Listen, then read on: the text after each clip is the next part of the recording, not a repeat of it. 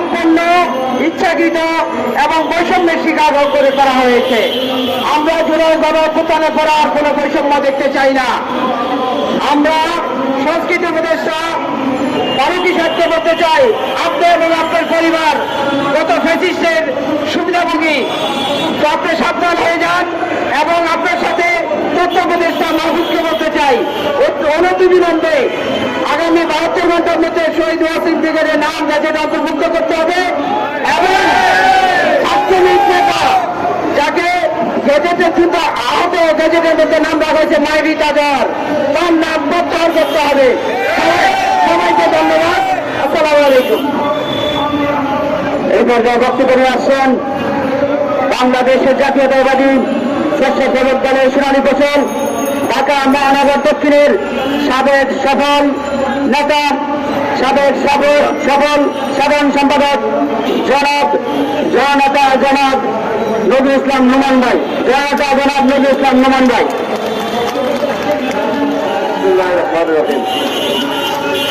আজকের এই ওয়াসিম ব্রিগেড আয়োজিত এই সভার সংগ্রামী সভাপতি জুবেদ ভাই, প্রধান অতিথি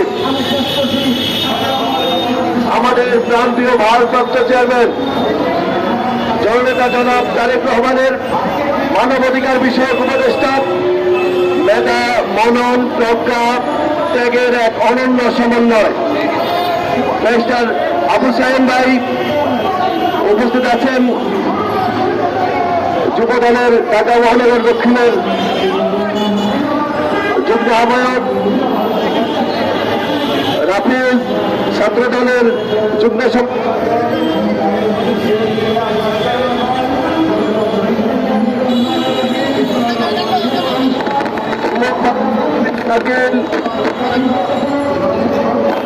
সহ আমার সাথে এসেছে আমাদের জুয়েল, আমাদের আসাদুল, দেলোয়ার, মাসুম, সাইফুল ইসলাম সহ নেতৃবৃন্দ, আপনাদের সবাইকে শুভেচ্ছা অভিনন্দন। সংগ্রামী বন্ধুরা, জীবন যেখানে গ্রহের প্রতিশব্দ, মৃত্যু সেখানে শেষ কথা নয়, এখানে হৃদয়ে ধারণ করে সেদিন চট্টগ্রামে প্রথম শহীদ হন শহীদ ওয়াসিম আকরাম। ওয়াসিম আকরাম আবু সাইদের সহ 8 জন সেই 16 জুলাই যখন স্বৈরাচারের বুলেটের সামনে কুচু করে শাহাদাত বরণ করেছিল, সেদিনই আমরা এই প্রেস ক্লাব থেকে পল্টন হয়ে আমাদের পার্টি অফিস পর্যন্ত বিক্ষোভ মিছিল করেছিলাম। সেই বিক্ষোভ মিছিল করার পর সেদিন রাতে আপনারা জানেন শান্তিনগর বাজার রোড থেকে আমাকে চলে ডিবি অফিসে নিয়ে তারপরে ডিবি হারন, সেই কুখ্যাত ডিবি হারন পার্টি অফিসে আমাদের নয়াপল্টন বিএনপির কেন্দ্রীয় অফিসে টাকা মঞ্চস্থ করে অস্ত্র বোমা দিয়ে আমাদেরকে সেদিন কারাগারে প্রেরণ করেছিল, রিমান্ডে নির্যাতন করেছিল। বন্ধুরা আমার, ওয়াসিম আকরাম স্বৈরাচারের বিরুদ্ধে যুক্ত করে লড়াই করেছে, জীবন দিয়েছে দেশের জন্য, দেশ থেকে স্বৈরাচার মাফিয়া দুর্নীতিবাজদের উত্তরণের জন্য আত্মবলিদান করেছে। আপনাদের স্বীকৃতিতে তার কিছু যায় আসে না।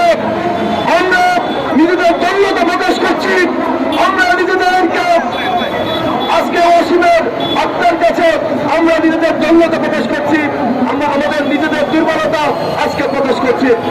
আজকে মাফিয়ার দোষর, স্বৈরাচারের দোষরদের নাম যে তালিকায় আসে, সেই তালিকা থেকে ওয়াসিম আকরামের নাম বাদ যাবে, এটাই স্বাভাবিক। আমরা মনে করি এই সরকারের ভিতরে স্বৈরাচারের দোষরে স্থান করে নিয়েছে। সেই স্বৈরাচারের দোষরদের যদি অনতিবিলম্বে এই সরকারের মধ্য থেকে চিহ্নিত করে বাদ দেওয়া হয়, তাহলে আবার এই বাংলাদেশকে একটি রাষ্ট্রের দাবেদার রাষ্ট্রে পরিণত করার চক্রান্ত কিন্তু চলতে থাকবে। আমরা কোনদিন ভারতের দাবেদারি করার জন্য আমাদের হাজার হাজার ছাত্র দল রক্ত দেয় নাই।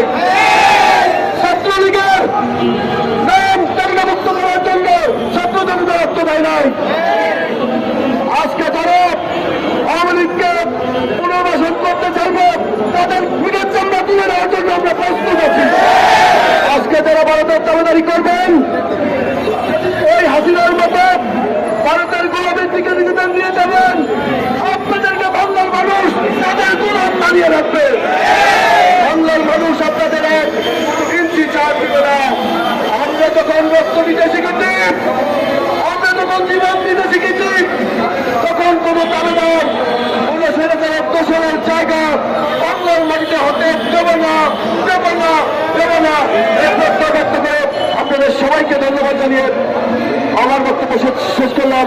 শহীদ জিয়াউর হক, রাষ্ট্রপতি বেগম খালেদা জিয়া জিন্দাবাদ, আমাদের ভারপ্রাপ্ত চেয়ারম্যান তারেক রহমান জিন্দাবাদ জিন্দাবাদ। আপনাদের সবাইকে ধন্যবাদ। আসসালামু আলাইকুম।